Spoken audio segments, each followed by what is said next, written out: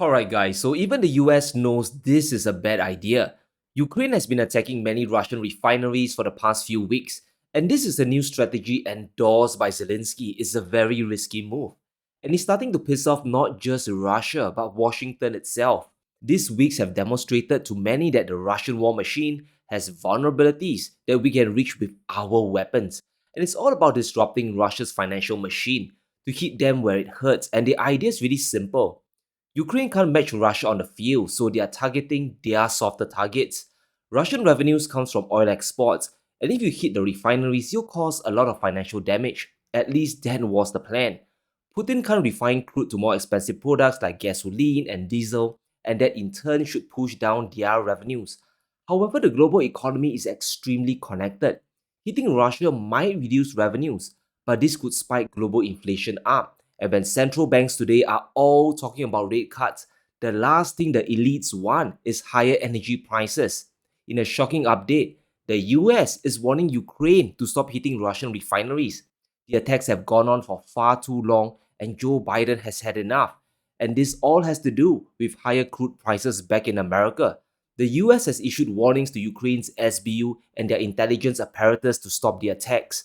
It's not that Biden cares about Russia, it's simply how risky these drone attacks truly are. This is a strategy of economic attrition, financial warfare through drone strikes. But Russia is such a big oil producer that any attacks will affect the price of energy across the world. Since the strike started in 2024, the price of crude has been rising. It has gone from $76 to over 85, which is at least a 10% rise in price. And this trickles down to other parts of the economy as well. Import costs around the world will go up, and this is especially true for Europe, whose industries are collapsing. But it's more important for President Biden, who's standing for re-election in November, and things on the ground are looking really bad for him. You have migrants invading the US border, knocking down all the barbed wire fence and guards. They are rushing to El Paso in droves. It's pure chaos there. And in the polls, President Biden is getting hammered down as well. 54% of Americans disapprove of him, and for Republicans, it's over 90% disapproval. Meanwhile, Trump's ratings are rising with foreign policy a complete disaster under the Biden administration. They are losing in the Middle East, and Houthis are still sinking ships in the Red Sea. And that is another layer of risk for higher crude prices. So it's no surprise why America wants the attack to stop. And let's analyze the damage Ukraine has done to Russia and by extension the global economy as well. According to the oil trader Gunvor, the drone attacks have taken out 600,000 barrels of Russian refining capacity. JP Morgan believes it's affected 900,000 barrels. At least 9 major refineries have been attacked, and around 11% of Russia's capacity might be taken down. That is a serious amount of refining activity taken away from supply and demand. And this is freaking the US out in the election year. Russia is a major exporter of gasoline, one of the largest in the world. They export around 5.8 million tons a year, or 13% of their production. While African countries import the most, a supply drop will affect the entire world. Refiners like China, India, and the US, they'll divert supplies there because prices will rise, and that will starve the rest of the world of gasoline. So there is a cascading effect we must appreciate. US gasoline prices have risen to the moon. Since the strike started, gasoline prices have gone from $2 per gallon to almost $2.80. That's a 40% increase, which is mind-boggling. That affects consumers at the pump. So if you're in the US, drone attacks on Russian oil are affecting you every single day. 70% of US vehicles are gasoline powered, so there's no escaping this. Even though the US is a major oil producer, companies like Chevron and Exxon are all about the money. They export to countries that pay the most like Europe, and that moves volume away from the Americas and prices goes up across the board. But it goes beyond just Russian refineries. Biden is worried about Ukraine taking things to the next level. What if the drone attacks hit a major export facility on the Baltic Sea? What if it attacks a crude pipeline that connects Russia to China? How will China react to this? Russia accounts for 19% of China's total oil imports. That's a tremendous reliance on a single country. Saudi Arabia makes up 15%, and we know the Middle East region is far from stable. Anything could happen if the Israel war gets worse, which it likely will. If Ukraine hits facilities in eastern Russia, this would affect China. It will trigger a big disruption of supply there. There's the ESPO pipeline in the east that connects to storage facilities and refineries from Rosneft. These are Russian infrastructure that directly serve the Chinese market. Drones attacking these facilities will halt energy supply to China. That in turn affects a ton of Chinese refineries downstream. At least 10 large-scale and teapot refineries will have nothing to refine because Russian oil upstream is affected. If a disruption happens, China's production of gasoline and diesel will drop, and that results in a bigger drop in supply to the world, jacking prices up even more. This could even morph into a national security issue for China. Now, there are two things that will wreck the Chinese economy and their society, two things that rank above all else. One is the lack of food, and the second is an energy supply crisis. Both are existential threats. The drone attacks are slippery slope that could drag China into this mess. So, in this aspect, it's not unreasonable for the US to tell Ukraine to stop. The State Department has issued a statement rejecting Ukraine's strategy. They have long said that they don't encourage or enable attacks inside Russia. That's their official stance at least because they know how dangerous this can get. It can morph into a global financial disaster. And if we look at the map, we have an estimate of the full range of Ukrainian drones. There are almost 20 Russian refineries that are potential targets. In fact, the majority have already been attacked. It's going to take some time for Russia to mount a defense, and until then, there's always the risk of the strikes getting worse. According to analysts, up to 60% of Russia's exports are at risk of drone strikes. And the US is obviously afraid of Russia retaliating. Countries like the UK, they are providing Ukraine with a ton of drones. So the West could get implicated and Russia could start striking Western targets, Western infrastructure as well. A big worry is the CPC pipeline that connects Kazakhstan to the global markets through Russia. US companies like Exxon and Chevron use the pipeline. If Russia keeps getting hammered, there's always the risk of the CPC pipeline getting shut down. And whether it's Ukraine or Russia taking the pipeline down, the consequences will be extreme. The majority of Kazakhstan's oil production can't flow to the rest of the world without it. The country produces nearly 2 million barrels a day of crude, and the majority is exported to the global markets. The CPC pipeline runs through Russia, and that accounts for 80% of total exports. That is a lot of oil through one single pipeline. It connects Kazakhstan's oil to Russia's oil terminal in Novosky, and both of which are extremely close to the Ukrainian border. They are definitely within striking distance. If either the pipeline or the terminal gets taken out, you remove at least 1 million barrels of production from the world, and this will just compound the supply and demand crisis around. The big winner from this will be China. The volumes will have nowhere else to go but eastwards towards Beijing. So the big loser here will be the Western markets, especially Europe. China will be enjoying cheaper energy. They'll get flooded with cheap crude while the West will be forced to pay more. Now, back in November, OPEC cut 2.2 million barrels away from the global markets, and earlier this month, they pledged to extend the cuts well into Q2 all the way till June. The CPC pipeline going offline will compound this pain even further. Over 3 million barrels could go missing in an instant. The war between Russia and Ukraine has now hit a very dangerous point.